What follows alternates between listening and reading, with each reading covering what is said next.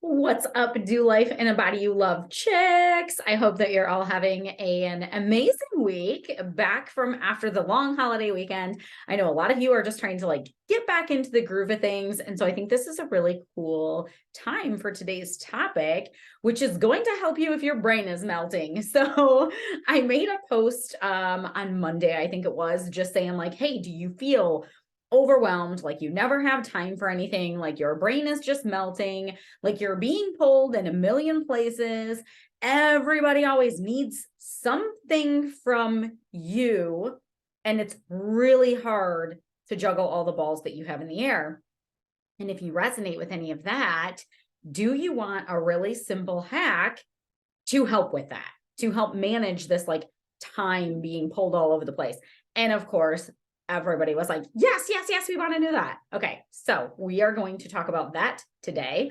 It definitely needs to be a podcast episode and not just a post, because it is a simple hack, but the explanation of how to do it is going to take a little bit of dialogue here. So before we jump into that though, if you are listening to this before April 19th, and you're not registered for our Conquer the Scale event that's happening on that day, you need to grab your spot, boo, because this thing's going to be awesome. If you're trying to lose weight, you know what? Even if you're not trying to lose weight, but you have a health goal and you're struggling to do it consistently, whatever, some of the mindset things that we're going to talk about will be of benefit to you. But this is really for women who are trying to lose weight, want to do it sustainably, feel like, who's not telling me the whole story here? Like, somebody's got to be keeping something from me, because I know so much about health and weight loss, and yet I either can't do the things or I do them and I'm still not losing weight. Is this because of menopause? Is this a slow metabolism? Is this my thyroid? Like, what is going on here? Why can't I figure this out? I lose weight and then I turn around and gain it all back within the next couple of years. I mean, for some of us, it's literally a couple of months, right? So if that's you and you are a detail-oriented person, you're like, tell me all the things, because it helps motivate me. Don't dummy things down for me. Give me the whole scoop. I want to know what's going on with my body. If that's how your brain works, then this event is for you. This is for my nerdy girls who want all the details, because we're going to dive pretty darn deep into weight loss on this event. So that is going down April 19th at noon Eastern Standard Time. Yes, there's a replay, but there's a free gift if you're on there live with me, because it's more fun if you're on there live with me. I don't want to just be talking to myself on this event like I am when I record these podcasts, you guys. I want to interact with you. And if you're on live, you can also ask questions in the chat box, and I'm happy to answer those. This will probably take us about an hour because we're going to nerd out pretty hard. But if you're registered and you can't make it, you will get the replay. It will only be up for 48 hours.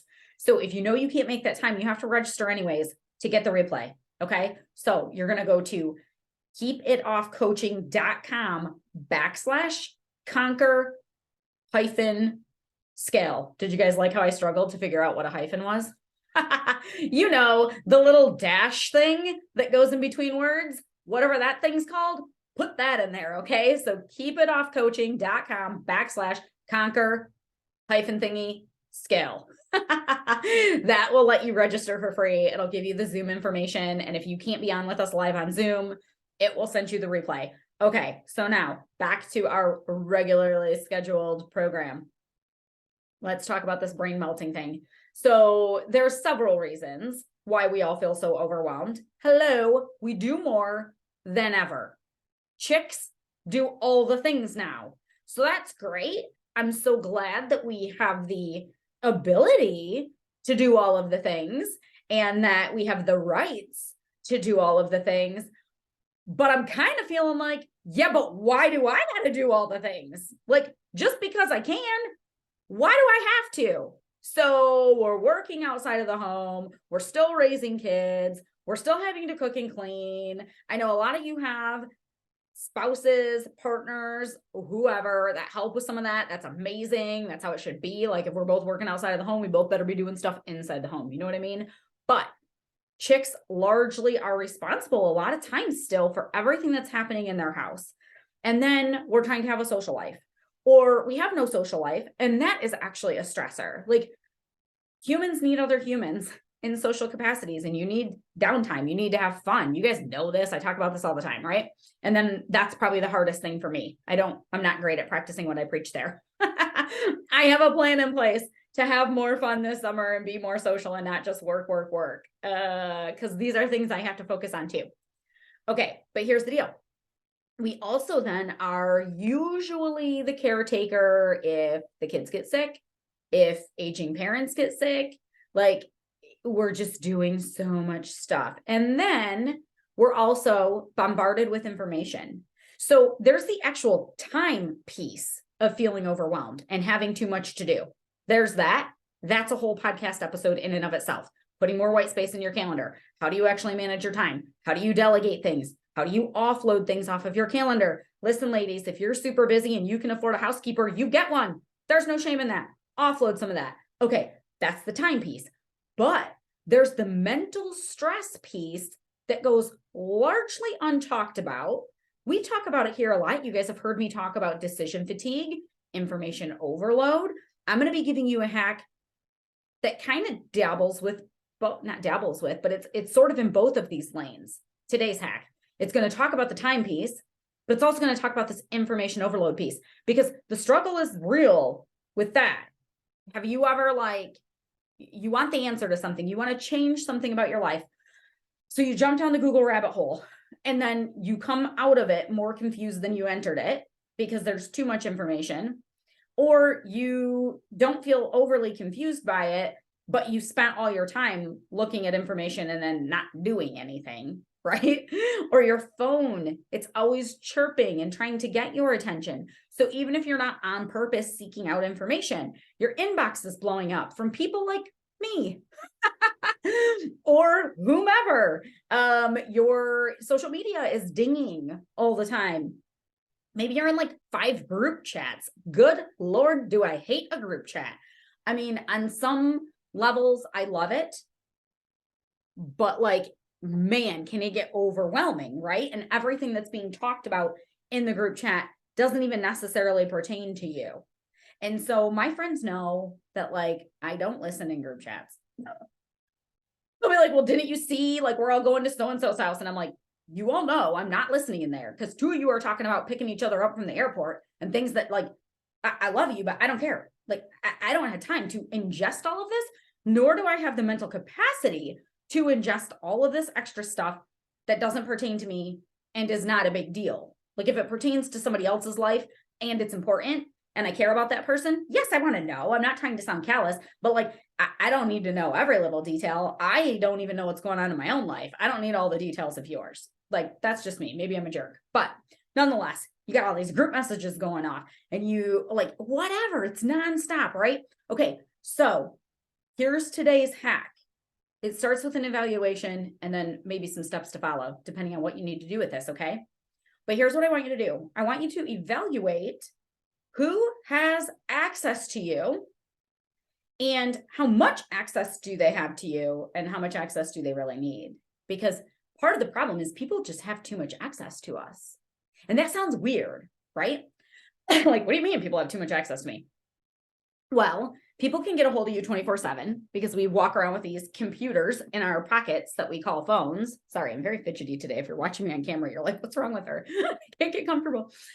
We walk around with these computers in our pockets called phones that not only can people call us anytime, they can text us anytime, they can shoot us a social media message or ding us on social media or whatever. So, and it's non-stop. We're always on. And now I'm not saying throw your phone away. Y'all know I'm not going to do that either. But who really needs to have 24-hour access to you? What sort of boundaries do you need to put in place for people to not have too much access to you?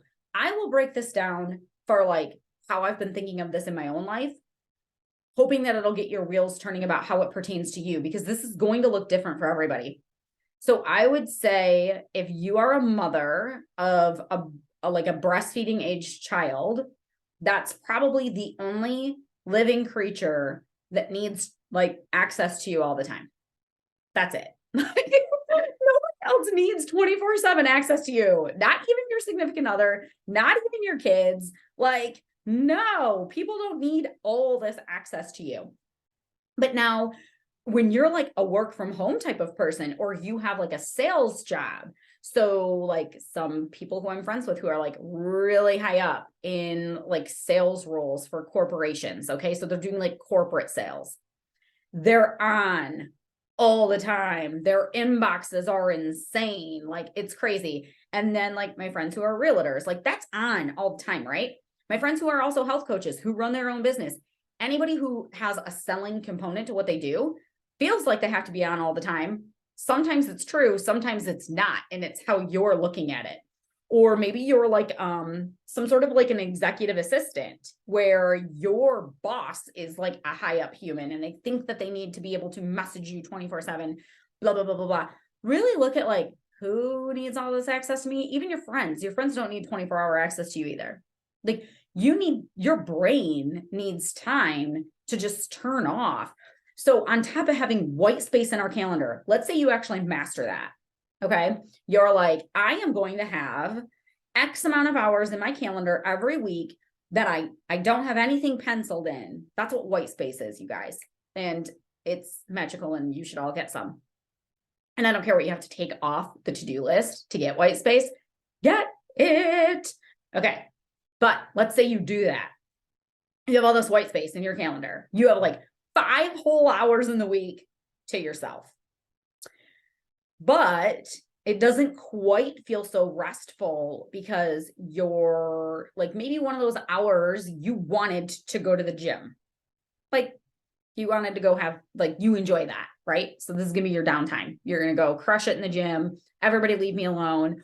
Only everybody isn't leaving you alone because you left your phone on, because you have to, because your workout is online and you use an app for your workout. And so you have to have your phone. And so then your husband is messaging you about like things that he needs from the store, or like, where's the countertop cleaner? And you're like, amen, he's cleaning something, but you got to bug me about this right now.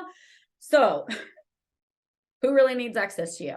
You get what I'm saying? If your downtime is people chirping at you with needs all the time, is it downtime?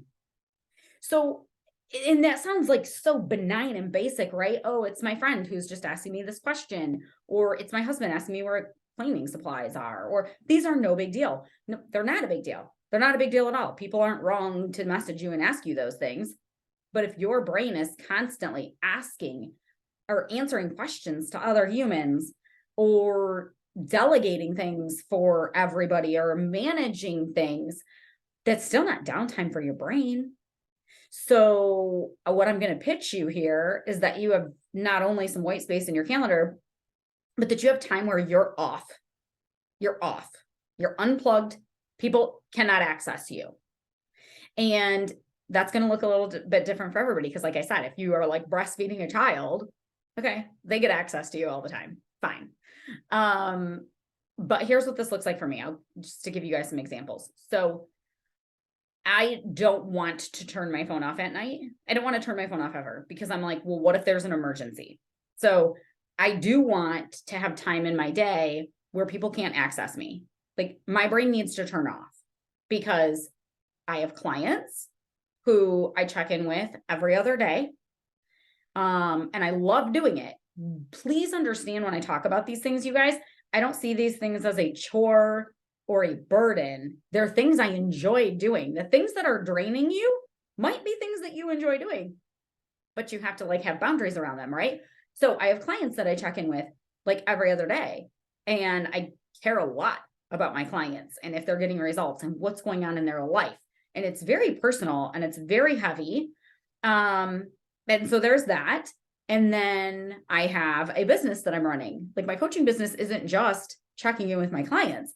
It's all these other things that I had to learn about marketing and like bookkeeping and like all this crap that I don't like. I just want to help people. I don't want to do any of this other stuff. But here I am. That's like a big chunk of my day, right?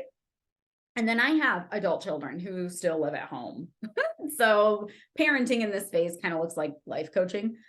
but still they're around, they need things. I'm still picking up after them because I didn't parent that well. So apparently, but because my 19 and my 21-year-old, I still have to pick up towels off the floor. I'm like, why is this happening? I have a husband. He needs things. I have a dog. The dog needs things. The dog always needs things, as you guys know, when I'm doing a live. That's when Sebastian freaks out, right? Every time mom hits record, the dog freaks out. I have friends who will message me questions or want to just conversate. And I love all of that. I don't want any of those things to stop. I mean, that's a lie. I do want the dog to stop barking when I'm live. And I do want my kids to pick up their own towels. So I do want those things to happen. But I don't want my clients to go away. I don't want my friends to go away. I don't want my husband to go away most of the time. Like, I love all of these things. But when I felt like if I'm going to have all of these things in my life, I have to be on for them 24/7, it's exhausting. And so, okay, fine, I'm going to pick some time where nobody gets access to me. Well, what's that going to look like? I have to turn my phone off, right? Not actually true. Let me tell you guys a little hack that I have. So I pick a time. It's different every day because some nights I have coaching calls until 8:30 at night. Those are not my go to bed early nights. Okay. But right after that coaching call, phone goes off. But other times I make it so that I don't have any scheduled calls past 6 p.m. That's the cutoff I've given myself. And then after that time, I'm not answering things on social media. I'm not responding to messages. I'm not even checking my notifications. But even though I got really good at ignoring the chirp that I would hear or the email chirp, I wouldn't pick up my phone. I would keep watching TV with my husband, or I would keep reading my book. I would keep doing whatever I was doing. I got very, very disciplined at it. And that is its own skill set. But it was still grabbing my attention just for a second. Even if I didn't give it like a conscious thought, like somewhere subconsciously, it was like, plug back in every time it chirps. Oh, is that an email? Is that a client? Do they need something? Wait, talk myself out of it. They don't need their macros checked right now at 11:30 at night. It's cool. You can answer it tomorrow, right? Oh, is it one of my friends and they have something going on? No, but doesn't matter, right? Like, let it go. But the dinging itself is almost giving people access to you, right? So, ladies, this is going to sound so basic. Turn your phone back into an actual phone. And here's what I mean by that. Turn off all the notifications. So I don't want to have my phone totally off in case there's an emergency with like one of my grandparents or who knows what. So I have it so that saved phone numbers, saved contacts in my phone can call me while my phone's on do not disturb and text me. But I don't get email notifications. I don't get Facebook notifications. I don't get app notifications. And nobody who I don't have their phone number saved can call me. Now, you can also change that. And I had it this way for a while too. I don't know why I don't have it this way still, but you can have favorites saved in your phone. So favorite phone numbers, put your adult children if they don't live at home, your parents, whomever might need to contact you truly in an emergency, have just those ones saved. And then those are the only people who are allowed to call you. There's also a feature where you can have it like, if somebody calls more than twice in a 10-minute time period or something, it's something like that. At least on my Samsung. I don't know what it is on iPhone.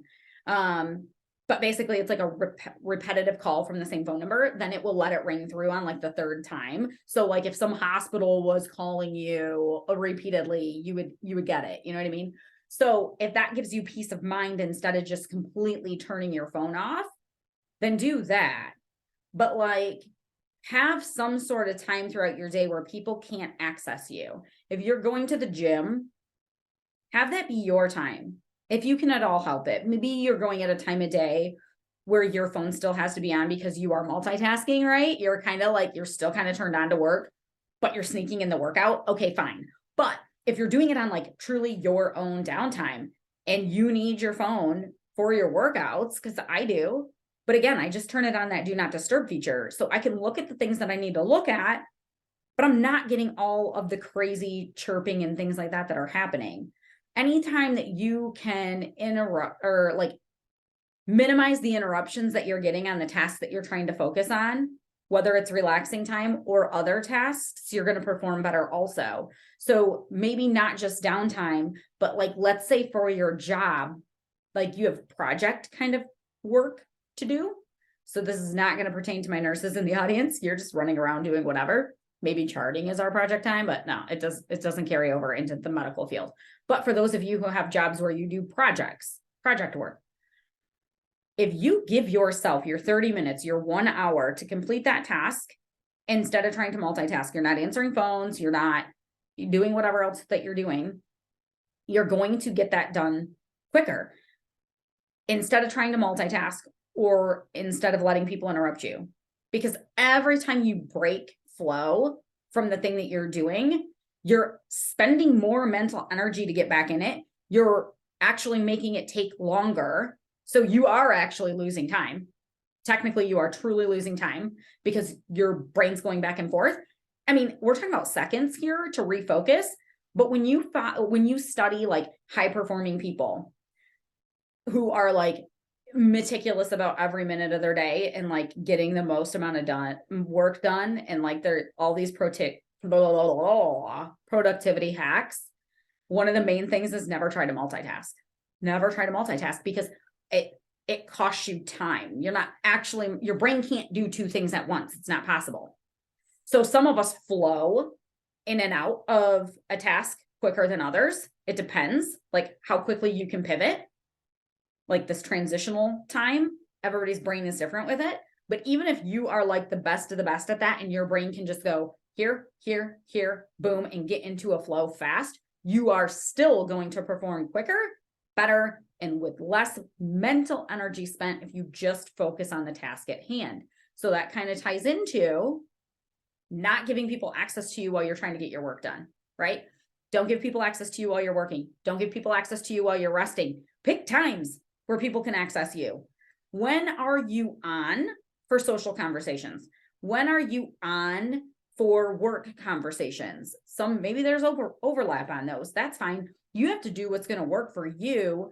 Even if you start really small, this doesn't need to be like, I'm taking 3 hours to myself every day. Maybe you just start with the whole phone thing and it's after 9 p.m.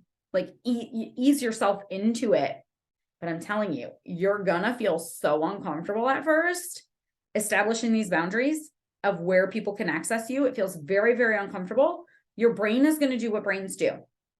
Remember, you guys, our brain doesn't like to do anything different. So it's going to throw things at you constantly when you change your own behavior. So if you take the phone tip for an example, the first time you do it, your brain is going to think things like, oh, but what if so-and-so is trying to call? And then you're like, oh yeah, they can. I just have the notifications off. Okay. Well, what if so-and-so needs something? Is that something that has to be addressed right now at 11 o'clock at night? No. What if you were asleep? They wouldn't be getting access to you. Just because you're still up reading a book doesn't mean they should have access to you either. Like, does this person need to access me right now because I can change something for them and it's emergent? Or is this something that would wait until morning anyways, and there's no point in me even knowing about it? With work emails, for people who work in like corporate and things like that, a lot of times there's nothing they can do about the thing that they're reading until the morning anyways. And now reading that somebody needs this to happen, or this needs to be corrected tomorrow first thing, or whatever, now it's just in your brain and you still can't do anything about it. So like, what was the point of even reading that information? Is the information that you're taking in, or the people that you're letting access you, is there even a point to it at the time that you're doing it in the day? Or is it just distracting you and stealing your like mental energy? So the whole point of this is like guarding our mental energy, guarding what things we're spending time thinking about, processing, interruptions. So sit and look. How many times are you getting interrupted throughout a day? Or how much access to you do people have? Are those people that really need that much access? Are the people who are supposed to be your priorities, or the things that are supposed to be your priorities, are those even the things that get the most amount of your time? Or are you being pulled in multiple directions by things that shouldn't even be on the priority list? I don't know. This looks a little bit different for everybody. It's kind of a time management time audit type idea, but not really, because even if you're not feeling like you're spending time, it's deeper than that. It's what's pulling your brain power. How do you feel when you're interacting with certain types of content? All of that stuff matters, right? Your energy, your vibe. Is it bringing joy and purpose to you, or is it feeling daunting and overwhelming? All of those things matter. But I would say, even if you're interacting with things that are like joyful and they lift you up and you love doing them, you still need to have some boundaries where it's just a hard no. This is my time. Nobody's allowed to access me. Nobody needs me unless it's a true emergency. And then you have some sort of a system put in place where true emergencies can access you and nobody else can. I don't know. What do you guys think of this? If you put this into practice, I would love to hear how it goes. The first little while when I was playing with this, it felt very uncomfortable. But real quick, I want to say within just a couple of days, it felt so freeing. I called my friend Jamie and I was like, you got to turn your phone off at night. This is magic. And we talked about it as if it was some revolutionary idea. It's not. I am not the first person to say this, but we just don't do these things, right? So again, would love to hear how this goes for you ladies. If you're not signed up for Conquer the Scale, do that. If you're listening to this podcast in the car, don't load the website right now. But as soon as you land, sign up for that event, because you guys are going to get so much value from it. And yeah, let me know how this one sits with you. If you implement some sort of a boundary on who gets access to you and when, let me know. I think it will be a big game changer to make your brain not feel like it's melting all the time. You can actually feel like you have more time, even if it doesn't create more time for you in your calendar, but because your brain isn't so being pulled all over the place and it's not turned on all the time, you'll feel like you have more time, even though you technically don't. It's crazy. It's wild. It's great. Okay, go try it. You guys have an awesome week, and I'll chat with you soon.